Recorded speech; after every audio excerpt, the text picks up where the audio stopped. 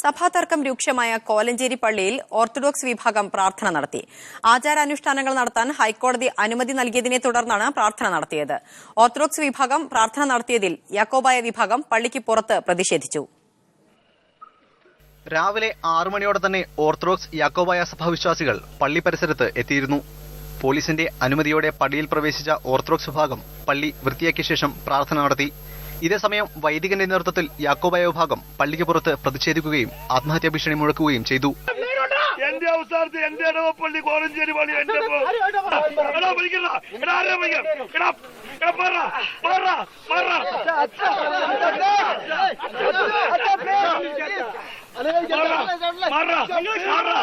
അല്പസമയത്തിനു ശേഷം യാക്കോബായ വിഭാഗം പിരിഞ്ഞുപോയി. 10 മണിയോടെ പ്രാർത്ഥന കഴിഞ്ഞ് ഓർത്തഡോക്സ് സഭാവിശ്വാസികളും മടങ്ങി. സ്ത്രീകളും കുട്ടികളുമടക്കം 100 കണക്കിന് ആളുകളാണ് പ്രാർത്ഥനയിൽ പങ്കെടുത്തത്. സംഘർഷാവസ്ഥ കണക്കിലെടുത്ത് വൻ പോലീസ് സന്നാഹമായിരുന്നു കോലഞ്ചേരി പള്ളിക്ക് മുന്നിൽ ഒരുക്കിയിരുന്നത്. വൈകിട്ട് 6 മണിക്ക് സന്ധ്യാപ്രാർത്ഥനയ്ക്കായി പള്ളി വീണ്ടും തുറക്കും. അബ്ദുൾ മനാസ്, മീഡിയ 1 കൊച്ചി.